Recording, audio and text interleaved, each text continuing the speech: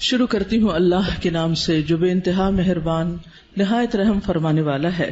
علم کیا نہیں، نشرح ہم نے کھول دیا، لکا آپ کے لیے، صدرک سینہ آپ کا، ووضعنا اور اتار دیا ہم نے، عنکا آپ سے، وزرک بوجھ آپ کا، الذی وہ جس نے، انقضا توڑ دی تھی، ظہرک کمر آپ کی، ورفعنا اور بلند کیا ہم نے، لکا آپ کے لیے، ذکرک ذکر آپ کا، فإن پس یقیناً، مع ساتھ، العسری تنگی کے، یسرا آسانی ہے، ان یقیناً، مع ساتھ، العسری تنگی کے، یسرا آسانی ہے، فإذا پس جب، فرغتا فارغ ہو جائیں آپ، فانصب تو محنت کیجئے، وإلی ربک اور طرف اپنے رب کے، فرغب پس رغبت کیجئے۔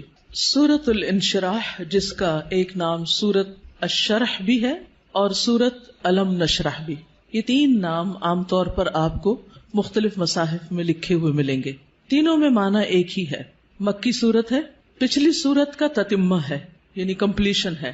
بعض کے خیال میں یہ دونوں ایک ہی سورت ہے، لیکن حقیقت یہ ہے کہ دونوں الگ الگ صورتیں ہیں، سورۃ الضحیٰ اور سورۃ الم نشرح۔ سورۃ الضحیٰ میں بھی رسول اللہ صلی اللہ علیہ وسلم پر اللہ سبحانہ تعالیٰ کے انعامات کا ذکر ہے، اور اس سورت میں بھی آپ صلی اللہ علیہ وسلم پر اللہ سبحانہ تعالیٰ نے جو انعامات کیے، احسانات کیے، ان کا ذکر ہے۔ سورۃ الضحیٰ میں حسی انعامات، ظاہری انعامات، نظر آنے والی چیزیں، ان کا ذکر ہے، اور سورۃ الشرح میں معنوی یا نظر نہ آنے والے لیکن حقیقت میں جو اللہ سبحانہ تعالیٰ کے انعامات ہیں جن کا ذکر آگے آئے گا آج، ان کا ذکر ہے۔ حقیقت یہ ہے کہ کوئی بھی نعمت کسی کو بھی جب ملتی ہے تو اس پر لازم ہوتا ہے کہ وہ اس کا شکر ادا کرے۔ سورۃ الضحیٰ کے آخر میں آپ صلی اللہ علیہ وسلم کو بتا دیا گیا کہ آپ شکر ادا کرنے کے لیے کیا کیا کریں۔ کیا بتایا گیا؟ فَأَمَّا الْيَتِيمَ فَلَا تَقْهَرْ وَأَمَّا السَّائِلَ فَلَا تَنْهَرْ وَأَمَّا بِنِعْمَةِ رَبِّكَ فَحَدِّثْ، کہ جس طرح آپ پر احسانات ہوئے ہیں کہ اللہ تعالیٰ نے آپ کو یتیمی کی حالت میں بہترین ٹھکانہ عطا کیا اور بہترین آپ کو علم عطا کیا، نبوت عطا کی، تو اسی طرح آپ بھی یتیم کے ساتھ احسان کریں، اور جو سوالی کوئی آئے، علم کا سوالی یا مال کا سوالی، اس کے ساتھ نرمی کا سلوک کریں، اس کو ڈانٹے نہیں۔ یعنی آپ صلی اللہ علیہ وسلم کو دی جانے والی نعمتوں اور احسانات کا شکر ادا کرنے کا طریقہ بتایا جا رہا ہے، جیسی نعمتیں ویسا ہی شکر، اسی کی قسم کا شکر۔ اور اس صورت میں بھی ہم دیکھتے ہیں کہ جن احسانات کا ذکر ہے بعد میں اسی طرح کے شکر ادا کرنے کی بات ہے، اور یہاں چونکہ مانوی نعمتیں ہیں جیسے وحی الہی ہے، اور اللہ سبحانہ تعالیٰ نے آپ کے لیے جو آسانیاں کی اور آپ کا ذکر خیر جو بلند کیا، تو اس پر آپ کو حکم دیا جا رہا ہے کہ آپ اپنے رب کی طرف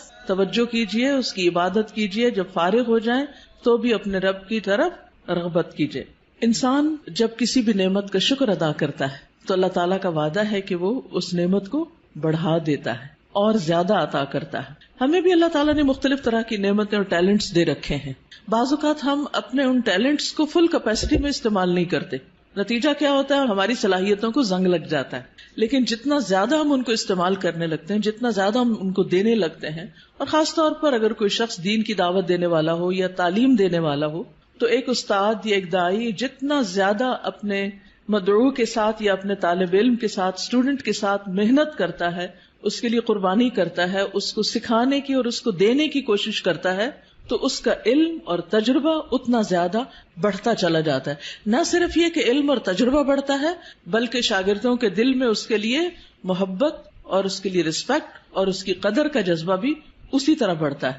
ہم سب بھی اپنے اپنے وقت میں طالب علم رہے اور ہم سب جانتے ہیں کہ کس استاد کا ہماری نظر میں کیا مقام تھا، آج تک ہمیں یاد ہے۔ تو اسی طرح ہمارے شاگردوں کی نظر میں بھی ہر استاد کا اپنا اپنا ایک مقام ہے، اور کس کا مقام اور درجہ اور عزت اور محبت اور قدر زیادہ ہوتی ہے؟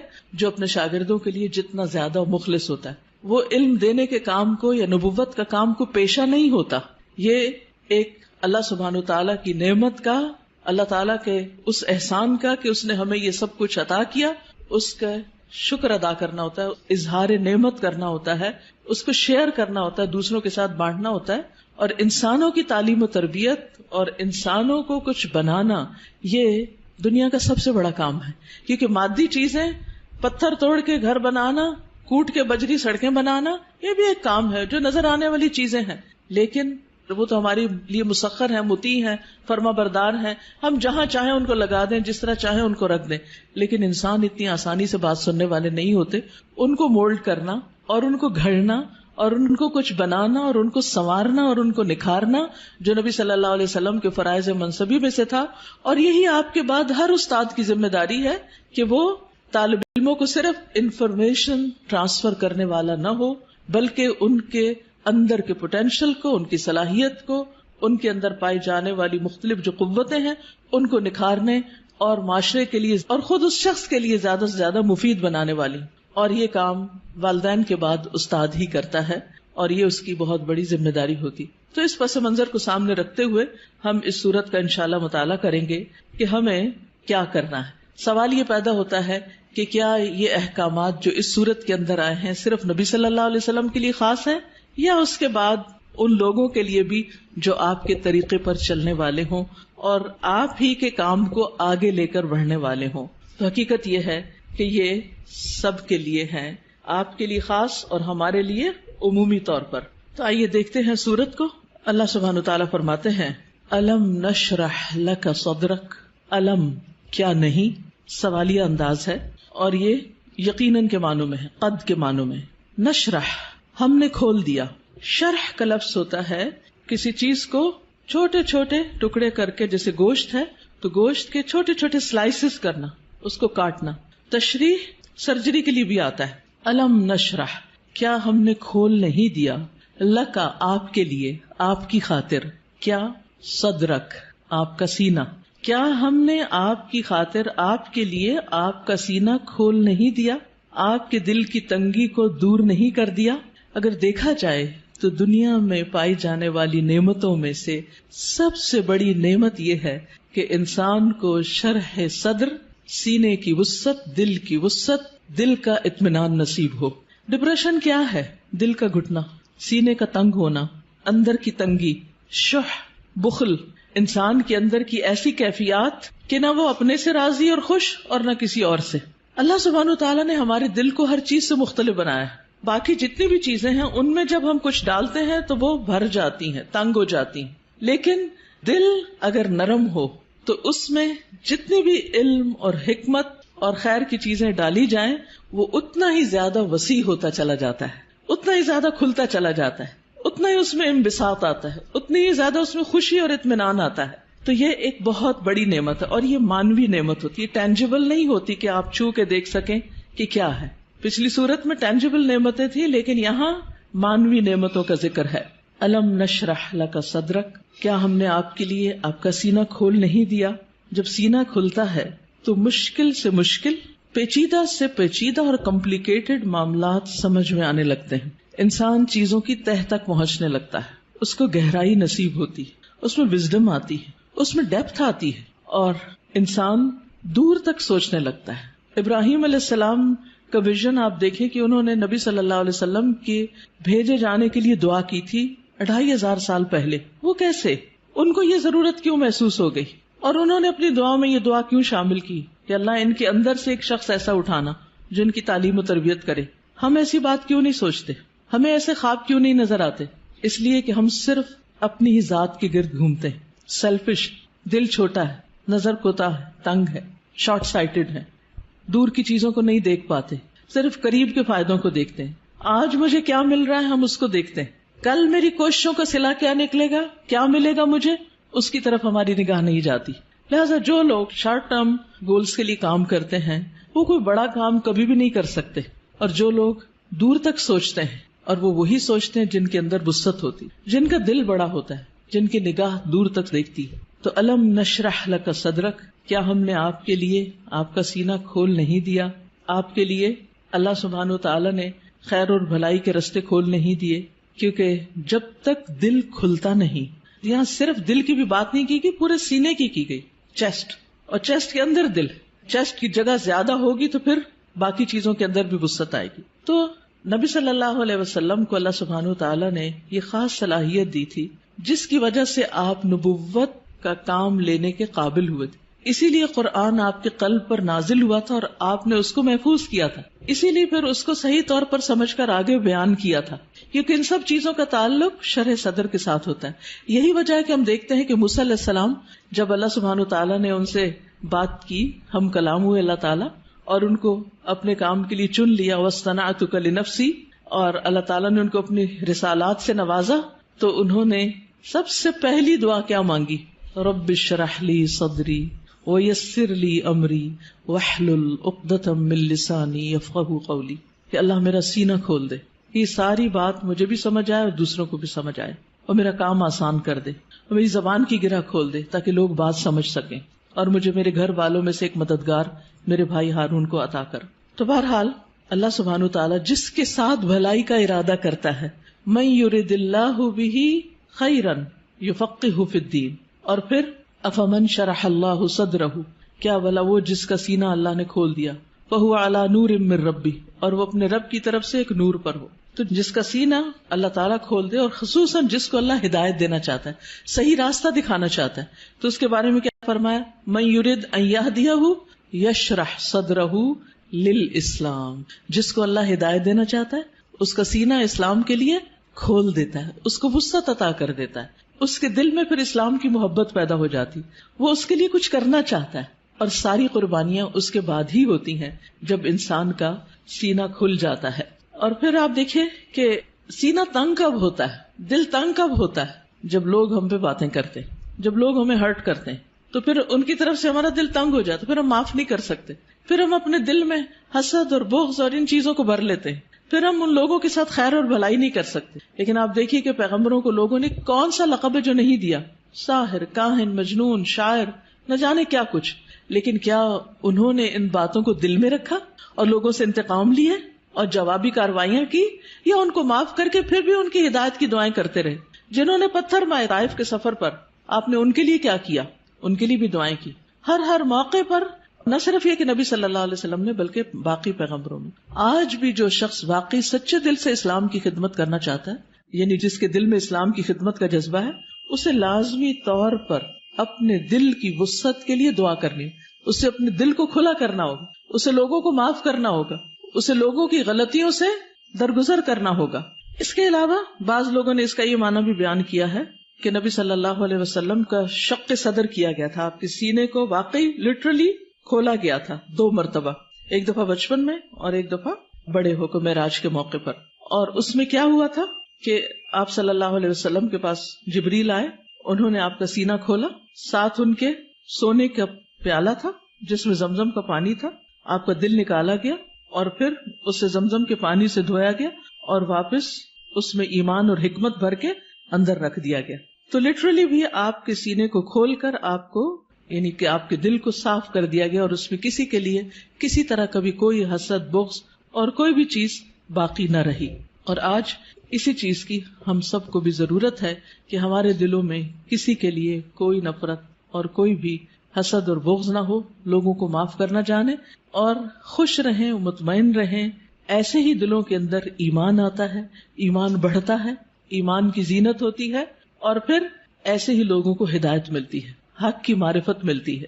تو الم نشرح لک صدرک، جب سینہ کھلتا ہے تو انسان تقدیر پر بھی راضی ہو جاتا ہے. انسان چھوٹی چھوٹی باتوں کو لے کے بیٹھ نہیں جاتا، انسان اپنے وقت کو ضائع نہیں کرتا، انسان تقدیر پر راضی ہو جاتا ہے. انسان کا پھر عبادت میں دل لگتا ہے، عبادت کی طرف لپکتا ہے، عبادت کی طرف دوڑتا ہے. نماز پھر قرۃ عین لگتی ہے، آنکھوں کی ٹھنڈک لگتی، نماز پھر بوجھ نہیں لگتی. اللہ تعالیٰ کے کسی بھی حکم کو اپنانا مشکل نہیں لگتا، اور یہ صرف اس وقت ہوتا ہے جب انسان کا سینہ کھل جاتا ہے. الم نشرح لک صدرک، اور پھر کوئی بات سمجھنے میں رکاوٹ نہیں آتی. انسان بنا کہے دوسروں کی باتیں سمجھنے لگتا ہے، اسے دوسروں کی ضروریات نظر آنے لگتی ہیں، وہ دوسروں کی کیئر کرنے لگتا ہے. دوسری نعمت جس کا ذکر کیا گیا، وَوَضَعْنَا عَنْكَ وِزْرَكَ، اور ہم نے اٹھا دیا آپ سے، ہٹا دیا آپ سے، وزرک آپ کا بوجھ. وضع عن کا مطلب ہوتا ہے کسی چیز کو اٹھا لینا، اور وزر کہتے ہیں بھاری بوجھ کو. اور وزر قرآن مجید میں گناہ کے معنی میں بھی آتا ہے، ذنب کے معنی میں بھی.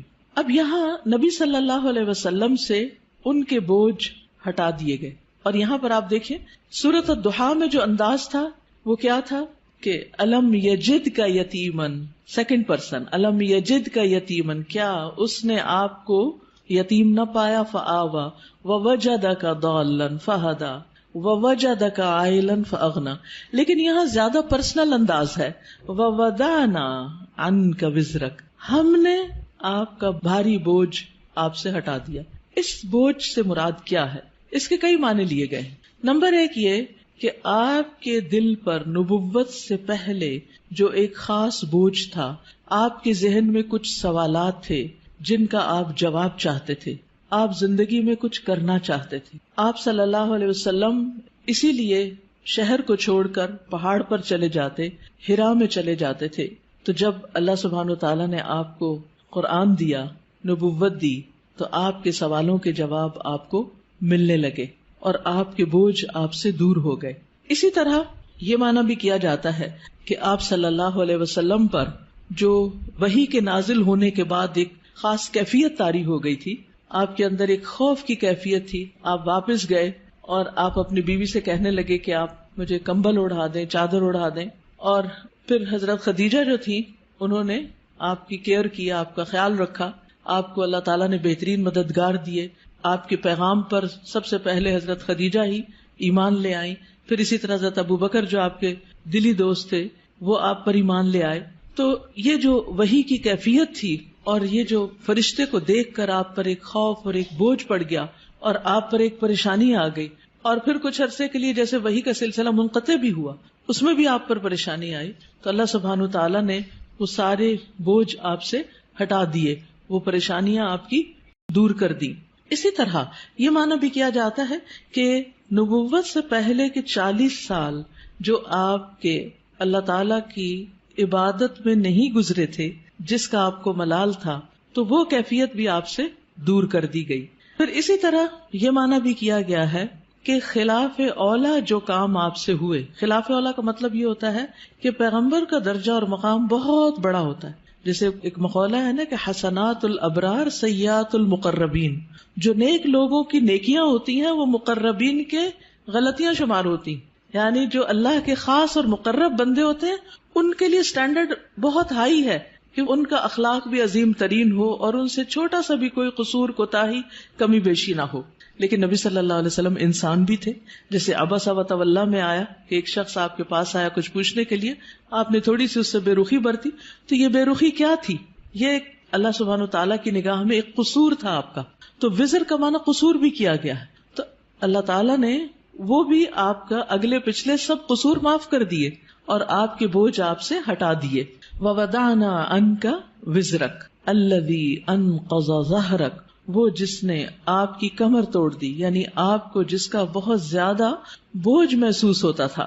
نقیض ہوتا ہے کسی چیز کو اس طرح توڑنا کہ اس میں سے کڑکڑانے کی آواز ہو، یعنی کڑکڑاہٹ. جیسے چارپائی کے اوپر اگر زیادہ لوگ بیٹھ جائیں تو کیا ہوتا ہے، یا کبھی کرسی کے اوپر کوئی بھاری شخص بیٹھ جائے تو اس کے اندر سے جو آواز نکلتی ہے نا، تو وہ کیا کہلاتی ہے؟ نقیض کہلاتی ہے. تو انقض ظہرک یعنی جس نے آپ کی پیٹھ کو بوجھل کر دیا تھا، آپ کے اوپر ایسی ذمہ داری آ پڑی تھی کہ آپ اس کی وجہ سے بہت دبے ہوئے یا آپ بہت اس کی وجہ سے بوجھل محسوس کر رہے تھے. تو اللہ سبحانہ تعالیٰ نے وہ بھی آپ سے دور کر دیا. وَرَفَعْنَا لَكَ ذِكْرَكَ، اور آپ کا ذکر خیر بلند کر دیا، یعنی آپ کو شہرت عطا کی، آپ کو بلندی عطا کی. نہ صرف یہ کہ آپ کو، بلکہ آپ کے ذکر کو، یعنی آپ کے نام کو، آپ کے مقام کو، آپ کے درجے کو بہت بلندی ملی. اور اس کے لیے ایک حدیث میں آتا ہے کہ نبی صلی اللہ علیہ وسلم نے فرمایا کہ جبریل علیہ السلام میرے پاس آئے اور کہا کہ آپ کا رب کریم پوچھتا ہے کہ آپ کیا جانتے ہیں کہ میں نے آپ کے ذکر کو کس طرح بلند کیا ہے؟ رفعنا لک ذکرک کیسے ہوا؟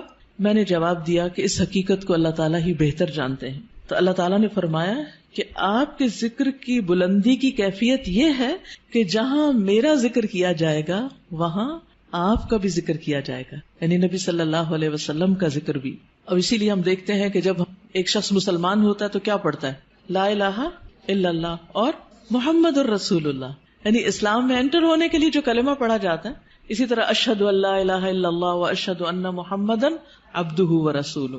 پھر اسی طرح آپ دیکھیے کہ 5 وقت جو نماز ہوتی ہے آذان، اس میں اشہد ان لا الہ الا اللہ و اشہد ان محمد الرسول اللہ.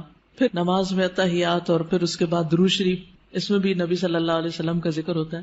پھر اسی طرح جب بھی جہاں بھی جو بھی آپ کا نام لے ساتھ آپ کے اوپر درود و سلام بھیجے، پڑھنے والا بھی اور سننے والا بھی. یہ بھی آپ کے ذکر کی بلندی اور آپ کی قدردانی ہی کا ایک ذریعہ ہے. پھر اسی طرح اور کون سے مواقع جہاں آپ کا ذکر خیر بلند ہوتا ہے، یعنی آپ کی دنیا میں جتنے بھی چاہنے والے وہ دشمنوں کے پروپیگنڈے سے متاثر نہیں ہوتے. اب دیکھیے اس وقت کتنی ہی ایسی ویب سائٹس ہیں اور کتنے ہی ایسے فورمز ہیں کہ جہاں نبی صلی اللہ علیہ وسلم کے خلاف بہت عجیب و غریب قسم کی باتیں کی جاتی ہیں. ایک عام مسلمان بھی جب ان کو پڑھتا ہے تو وہ یقین نہیں کرتا یا ایک دم غصے میں بھی آ جاتا ہے اور اس کے دل میں آپ صلی اللہ علیہ وسلم کی محبت جاگ اٹھتی. اور جس محفل میں بھی اور جہاں بھی آپ کا ذکر کرتا ہے کوئی بھی مومن، وہ محبت سے، عقیدت سے اور احترام سے ہی آپ کا ذکر کرتا ہے. پھر اسی طرح آپ دیکھیے کہ دنیا میں شاید ہی کوئی ہو کہ جس کو آپ کے بارے میں علم نہ ہو، آپ کی خبر نہ ہو، اور کوئی بھی شخص خواہ وہ یہودی ہو یا عیسائی ہو یا کوئی اور ہو، اس وقت تک مسلمان نہیں ہو سکتا جب تک کہ وہ آپ پر ایمان نہ لائے. آپ کی نبوت قیامت تک کے لیے ہے. آپ پر جو کتاب نازل ہوئی قرآن مجید وہ ہمیشہ کے لیے محفوظ ہے. باقی انبیاء کے معجزات ان کے ساتھ ہی دنیا میں سے ختم ہو گئے، لیکن نبی صلی اللہ علیہ وسلم کا معجزہ کیا ہے؟ قرآن مجید. یعنی جہاں قرآن کا ذکر آتا ہے وہاں آپ کا ذکر آتا ہے کہ آپ پر نازل ہوا. اور پھر اس طرح بھی آپ کا ذکر خیر ہوتا ہے، آپ کے درجات میں بلندی ہوتی ہے. جمعے کو خطبہ دیا جاتا ہے یا کوئی بھی لیکچر دیا جاتا ہے تو ہم شروع میں کیا کہتے ہیں؟ نحمدہ ونصلی، اللہ کی حمد و ثنا اور نبی صلی اللہ علیہ وسلم کا ذکر، آپ پر درود و سلام. آپ صلی اللہ علیہ وسلم کی باتیں جو ہیں ان کو جس طرح محفوظ کیا گیا اور اس کے لیے جو کوششیں ہوئی اور لاکھوں لوگوں نے اس میں جو محنتیں کی، وہ بھی آپ صلی اللہ علیہ وسلم کی شان کو بلند کرنے کا ذریعہ ہے. کیونکہ آپ کا کلام باقی لوگوں کے کلام سے بہت مختلف، یعنی آپ کی جو گفتگو تھی، آپ کی جو احادیث ہیں، اوتی تو جوامع الکلم، اور اسی طرح کچھ اور بھی خصوصیات، یعنی اس پر کتابیں بھی لکھی گئی ہیں کہ نبی صلی اللہ علیہ وسلم کے خاص خصائص کیا تھے جس کی وجہ سے آپ کا درجہ باقیوں کے مقابلے میں بلند ہے. وَرَفَعْنَا لَكَ ذِكْرَكَ، اب کرنا کیا چاہیے؟ فَإِنَّ مَعَ الْعُسْرِ يُسْرًا، آپ کو تسلی دی جا رہی کہ یقیناً تنگی کے ساتھ آسانی بھی ہے. تنگی کیا تھی؟ یعنی آپ صلی اللہ علیہ وسلم جب نبوت کا کام کرتے تھے، یعنی لوگوں کو اسلام کی طرف بلاتے تھے، تو لوگ آپ کی بات نہیں مانتے تھے. خصوصاً مکہ میں، یہ سورت مکی ہے، مکہ میں آپ کی بہت مخالفت ہوتی تھی. تو اس میں آپ دیکھیے کہ نبی صلی اللہ علیہ وسلم کو تسلی دی جا رہی ہے کہ عسر کے ساتھ یسر بھی ہے، ساتھ ہی ہے. یعنی جہاں تنگی ہے وہیں آسانی بھی ہے. یہ نہیں کہا کہ تنگی کے بعد آسانی ہے، بلکہ جہاں مشکل ہوگی وہاں آسانی بھی ہوگی. یعنی جب آپ لوگوں کو اسلام کی بات بتائیں گے تو کچھ لوگ انکار کریں گے، لیکن اس کے ساتھ ساتھ کچھ لوگ اس دعوت کو قبول بھی کریں گے. وہ آپ کے ساتھی بنتے چلے جائیں گے، آپ کے مددگار ہوں گے، آپ کے سپورٹرز ہوں گے، آپ کے ساتھ بڑے بڑے کام کریں گے مل کر. تو یہ آپ کے لیے آنکھوں کی ٹھنڈک ہوں گے، آپ کے لیے خوشی کا سبب ہوں گے. لیکن یہ خوشی کب نصیب ہو سکتی ہے؟ جب آگے بڑھ کر آپ ان کو اسلام کی طرف بلائیں گے اور ان کو دین کی تعلیم دیں گے. تو آپ دیکھیے کہ نبی صلی اللہ علیہ وسلم کے لیے بھی اس میں سبق ہے اور ہم سب کے لیے بھی. فَإِنَّ مَعَ الْعُسْرِ یسرا، اور پھر ان مع العسر یسرا، تکرار ہے، یقیناً تنگی کے ساتھ آسانی. اس میں آپ دیکھیے دونوں لفظ جو ہیں ان میں ایک کے ساتھ ال آیا ہے اور ایک تنوین کے ساتھ آیا. ال جو ہے جب کسی لفظ پر آ جاتا ہے تو وہ لفظ کیا ہو جاتا ہے؟ خاص، پراپر ناؤن ہو جاتا ہے، یعنی کسی خاص چیز کی طرف اشارہ ہے. لہذا دونوں دفعہ العسر ہے، ان دونوں کا مطلب ایک ہی ہے. لیکن یسرا، یسر کیا ہے؟ یسرن اسم نکرہ، نکرہ میں کیا پایا جاتا ہے؟ میں کئی دن سے اب یہ لفظ دہرا رہی ہوں. کیا پایا جاتا ہے؟ تفخیم. تفخیم، تفخیم کیا ہوتا ہے؟ فخامہ کیا ہوتا ہے؟ کسی چیز کو بڑا کرنا. تو یسر کیا ہے؟ یسر زیادہ ہے، تنگی کا موقع کم ہے. آپ دیکھیے کہ عموماً کیا ہوتا ہے، کوئی بھی کسی بھی چیز میں جب ہم تنگ ہوتے ہیں یا مشکل وقت ہوتا ہے یا ہم بیمار ہوتے ہیں یا کچھ، تو وہ مواقع یا اوقات کم ہوتے ہیں، لیکن عام طور پر جو ایک طرح سے نارمل حالات ہیں وہ زیادہ ہوتے ہیں.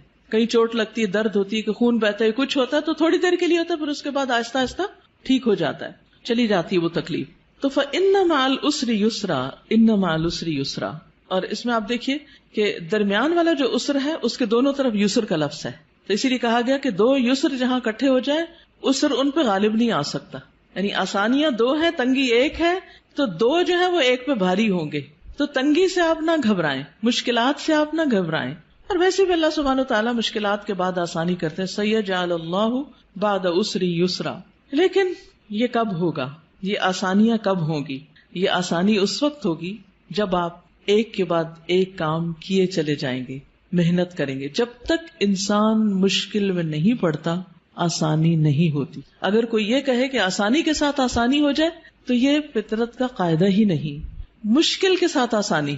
لہذا جو شخص زندگی میں آسانی چاہتا ہے اسے کیا کرنا ہوگا؟ مشکلوں سے گزرنا ہوگا. جو مشکلوں سے گزرتے چلے جاتے ہیں وہ بہادر ہو جاتے ہیں. اگر آپ روز ایکسرسائز کرتے ہیں تو پھر ایک وقت آتا ہے کہ وہ ایکسرسائز بھی آپ کو نہیں تھکاتی اور بڑے سے بڑا بھاری کام وہ بھی آپ کو نہیں تھکاتا کیونکہ آپ کا اسٹیمنا بلڈ ہو چکا ہوتا. لیکن اگر آپ سستی کے مارے لیٹے رہیں، سوئے رہیں، کوئی کام نہ کرے تو کیا ہوگا؟ کیا ہوگا نتیجہ؟ آپ کچھ بھی زیادہ نہیں کر سکیں گے، کولیپس کر جائیں گے، آپ کے مسل ڈیڈ ہو جائیں گے، آپ کوئی بھاری کام نہیں کر سکیں گے. لیکن آپ دیکھیے کہ ایک شخص جس نے بچپن سے بہت مشکلات دیکھی ہوں، بڑے ہو کر اس کا حوصلہ اتنا بلند ہوتا ہے کہ بڑی بڑی باتیں اس کے نزدیک کچھ بھی نہیں ہوتی. وہ کہتے ہیں یہ بھی کوئی بات ہے. لیکن ایک شخص جس کی زندگی بہت آسانیوں میں گزری، اس نے کوئی تنگی کا وقت نہ دیکھا ہو، تو وہ چھوٹی سی مشکل سے بھی بہت زیادہ گھبرا جاتا ہے، اس کا مقابلہ نہیں کر سکتا. اسی طرح جو لوگ اپنا ذہن استعمال کرتے رہتے ہیں، اپنا دماغ استعمال کرتے رہتے ہیں، مثلا میتھمیٹکس ہے یا کوئی بھی سبجیکٹ ہے، آپ اس کو پڑھتے رہیں کرتے رہیں وہ اتنا آسان ہو جاتا ہے کہ پھر آپ کی ٹپس پر آ جاتا، اتنی ہی آپ کے اندر تیزی آ جاتی. لیکن اگر آپ کسی بھی سبجیکٹ کو پڑھنا ہی چھوڑ دیں، پڑھانا ہی چھوڑ دیں، چاہے آپ اس کے ماسٹر ہی کیوں نہ ہو، یا جس سبجیکٹ میں آپ نے ماسٹرز کیا ہو اس میں بھی آپ زیرو ہو جاتے ہیں، کچھ بھی یاد نہیں ہوتا کیونکہ آپ نے اس کو پڑھا نہیں، اس کے لیے تکلیف نہیں اٹھائی. جب اٹھا رہے تھے، جب آپ اسے بہت آگے تھے. تو کوئی بھی چیز زندگی میں تنگی کے ساتھ ہی آسانی کی طرف جاتی ہے، آسانی کے ساتھ آسانی نہیں. اور اس میں آپ دیکھیے کہ مثلا مختلف تکلیفیں انسان پر جب آتی، مثلا بیماری ایک تنگی کی حالت ہے، اس میں آسانی کیا ہوتی؟ کیا کیا آسانیاں ہو جاتی بیماری میں؟ نماز چھوٹی ہو جاتی ہے، لیٹ کے پڑھتے ہیں، تیمم کر لیتے ہیں. کتنے لوگ آپ کا خیال رکھتے ہیں، وہ جو آپ کو دنوں تک نہیں پوچھتے وہ آپ کا حال پوچھنے آ جاتے ہیں، آپ کی عیادت کرنے آ جاتے ہیں، آپ سے ملاقات کرنے آ جاتے ہیں. اور کیا ہوتا ہے؟ دعائیں آپ کی بھی قبول ہوتی ہیں اور دوسرے آپ کے لیے دعائیں کرنے لگتے ہیں. وہ آپ کو جو دعا میں یاد نہیں تھے آپ ان کی دعاؤں میں آ جاتے ہیں اور اتنی زیادہ پھر دعائیں کرتے ہیں. بچہ بیمار ہو جائے تو ماں کی دعاؤں کا حال دیکھیں، ماں بیمار ہو جائے تو بچے کی دعاؤں کا حال دیکھیں. تو یہ ساری آسانیاں کس کے ساتھ ہیں؟ اس ایک بیماری کی مشکل کے ساتھ. ریسٹ بھی ملتا ہے انسان کو، ساری ذمہ داریاں کاموں کو انسان چھوڑ کے سویا رہتا ہے. عام طور پر آپ کو سونے کا وقت نہیں ملتا. جو نارمل روٹین میں آپ کام کاج کر رہے ہوتے ہیں وہ ثواب بھی آپ کو ساتھ ساتھ مل رہا ہوتا ہے. فَإِنَّ مَعَ الْعُسْرِ يُسْرًا، إِنَّ مَعَ الْعُسْرِ يُسْرًا. اب کرنے کا کام کیا ہے؟ یسر کب ہوگی؟ فَإِذَا فَرَغْتَ فَانْصَبْ. جب آپ فارغ ہوں تو کیا کریں؟ محنت کریں. یہ عجب کانسیپٹ ہے. ہم جب فارغ ہوتے ہیں، ٹرم ختم ہوتی ہے، سیشن ختم ہوتا ہے، تو پھر ہم ہالیڈیز کرتے ہیں، آرام کرتے ہیں، ریلیکس کرتے ہیں، کام کاج چھوڑ دیتے ہیں، سوئے رہتے ہیں. سنڈے کا دن کیسے گزارتے ہیں؟ کام کم کرتے ہیں. نبی صلی اللہ علیہ وسلم کو کیا حکم دیا گیا؟ فَإِذَا فَرَغْتَ فَانْصَبْ. جب آپ ایک کام سے فارغ ہو جائیں تو دوسرے میں آ جائیں. مثلا اگر آپ جہاد کے کام سے فارغ ہوئے، تعلیم کے کام سے فارغ ہوئے تو اللہ کے ذکر اور نماز اور تہجد کی طرف. آپ دیکھیے کہ سارا دن آپ کے کام ہوتے تھے اور پھر رات ہوتی تھی تو آپ عبادت میں کھڑے ہو جاتے تھے، لیکن اسی سے تو آپ کے درجے بلند ہوئے کہ آپ کو مقام محمود ملا. تو جو شخص محنت کرتا ہے اسی کو بلندیاں ملتی. اور یہی سبق ہم سب کے لیے ہے کہ کام کے بعد آرام نہیں، کام کے بعد کام اور پھر کام اور پھر کام. بس کام کی شکل بدل جائے گی، وہی ریلیکسیشن ہے. کیونکہ جب آپ ایک کام کر کر کے تھکتے ہیں نا تو دوسرا کام شروع کر دیتے ہیں، تو آپ کیا کرتے ہیں؟ اس پہلے کام کی تھکاوٹ سے نکل آتے ہیں اور دوسرے کام کی تھکاوٹ جب دوسرے سے تھکتے تو آپ پھر ایک اور کام شروع کر دیتے ہیں. تو وہ جو بدل بدل کے آپ کام کرتے رہتے ہیں اس میں آپ کے لیے آسانی ہو جاتی ہے. فن سب کا ایک مطلب نصب کرنا بھی ہوتا ہے، نصب کا مطلب گاڑنا بھی ہوتا ہے. یعنی جب آپ باقی کاموں سے فارغ ہو جائیں تو پھر اللہ کی عبادت کے لیے کھڑے ہو جائیں. آپ کتنا قیام کرتے تھے، کتنا کھڑے ہوتے تھے، پاؤں سوج جاتے تھے. جب آپ کو کہا گیا کہ آپ کے تو اگلے پچھلے سارے گناہ معاف ہو گئے ہیں تو آپ نے کیا فرمایا؟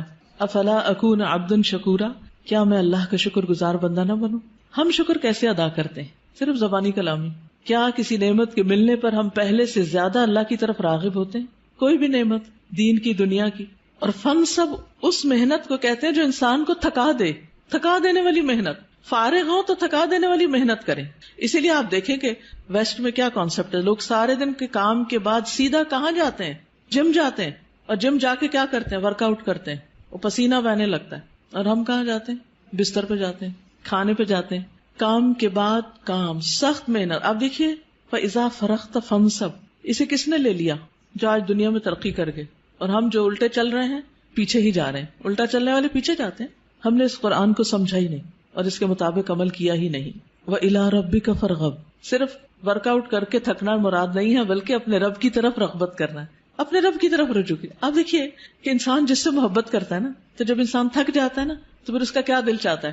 اب اس سے بات کرے، اب اس سے ملاقات کرے.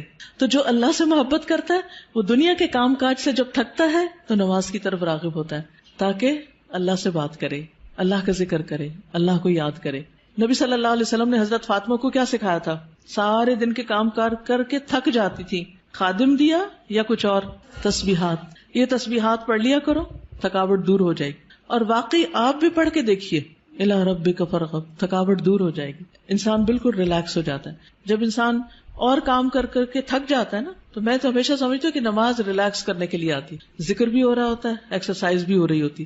جب آپ پڑھ کے اٹھتے ہیں تو بالکل یوں ریلیف ملتا ہے جیسے وَوَضَعْنَا عَنْكَ وِزْرَكَ، سارے بوجھ اتر گئے، سارے گلے شکوے ختم، جو مشکلات ہیں ان کے لیے دعا کر لی، اللہ تعالیٰ کے آگے رو دھو لیے، دل کے بوجھ بھی اتر گئے، جسمانی بوجھ بھی اتر گئے. ویسے بھی کہ کوئی ہے ہماری سننے والا، تو یہ اسی کو نصیب ہوتا ہے جو اللہ کی طرف رغبت کرتا ہے. اسی طرح بعض اس کا معنی یہ بھی لیا ہے کہ نماز پڑھنے کے بعد پھر آپ ایک دم اٹھ نہ جائیں، بلکہ نماز کے بعد کے اذکار کریں. اسی طرح دنیا کے کاموں کے بعد عبادت کریں، عبادت کے بعد دنیا کے کام کریں، یعنی ایک کام کے بعد دوسرا کام. اس طرح ایک بیلنس ہوتا ہے، کیونکہ بہت سے لوگ جو دین کی دعوت دیتے ہیں بس وہ پڑھنے پڑھانے میں لگے رہتے ہیں، عبادت سے غافل ہو جاتے ہیں. عبادت ایکولی امپورٹنٹ ہے، ذکر اذکار ایکولی امپورٹنٹ ہے. نتیجہ کیا ہوتا ہے؟ طرح طرح کی مشکلات کا شکار ہو جاتے، پھر وہ ایک روحانی اسٹرینتھ اور ایمانی قوت نہیں ہوتی، لہٰذا وہ آنے والے چیلنجز اور مشکلات کا مقابلہ نہیں کر سکتے.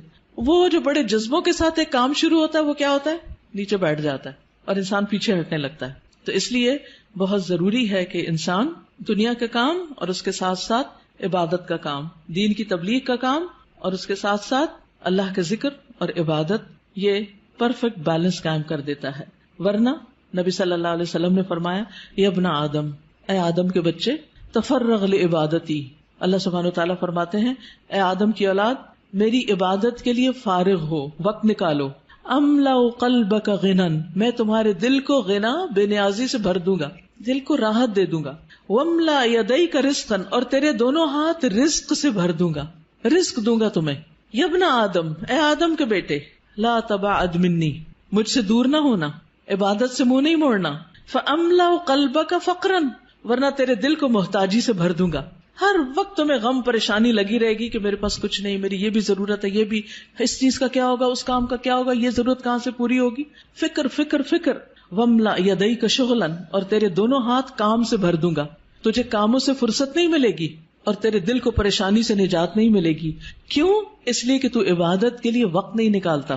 تو ہم سب کو پریشانی اور سخت مصروفیت سے بچنے کے لیے اپنی عبادت کے لیے وقت نکالنا لازم ہے. اور اس میں آپ دیکھیے خاص طور پر فجر کے وقت نماز، اذکار، قرآن کی تلاوت، دن کا آغاز اللہ کی عبادت سے ہو، کیونکہ اگر اس میں اللہ کی عبادت کا عنصر شامل نہیں تو پھر انسان تکلیفات سے نجات نہیں پا سکتا.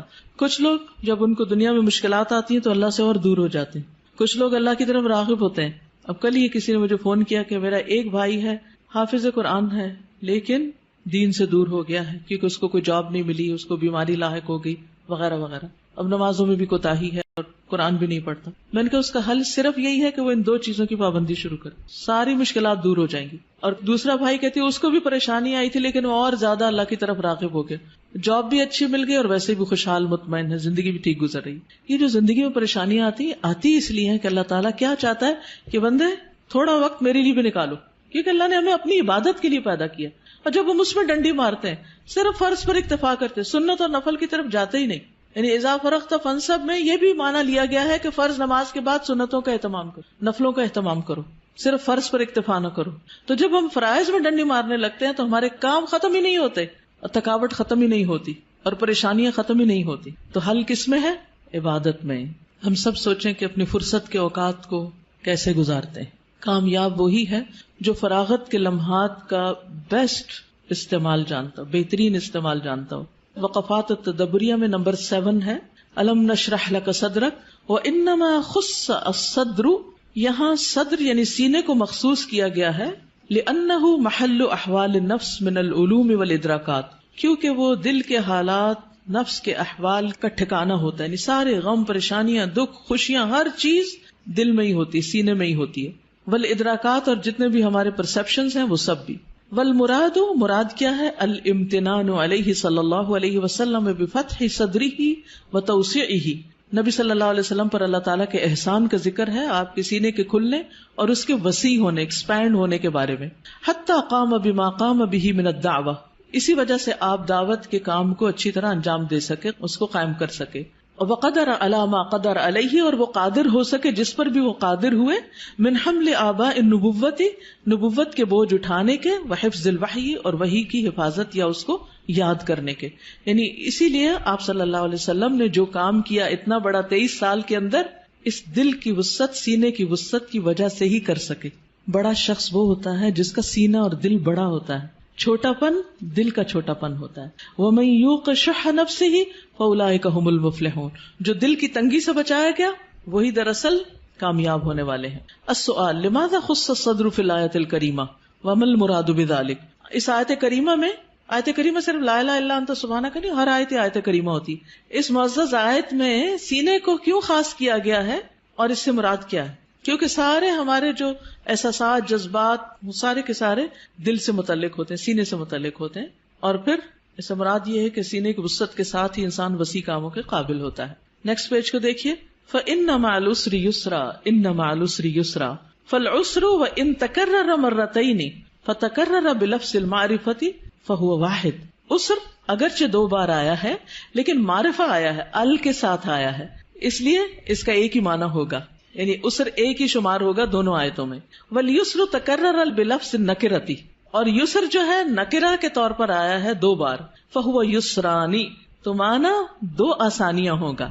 فَالْعُسْرُ مَحْفُوفٌ يُسْرَيْنِ، عسر یسرین 2 آسانیوں کے ساتھ گھرا ہوا ہے. یسرٌ قبلہ و یسرٌ بعدہ، پہلی آسانی اور بعد کی آسانی. فلن یغلب عسر یسرین، عسر 2 آسانیوں پہ غالب آ ہی نہیں سکتا. السؤال الیسر اوسع من العسر، یسر عسر سے زیادہ وسیع ہے. وضح ذلک فی ضوء ہاتین الآیتین، ان 2 آیتوں کی روشنی میں اس کی وضاحت کیجیے، پیچھے وضاحت ہو چکی ہے.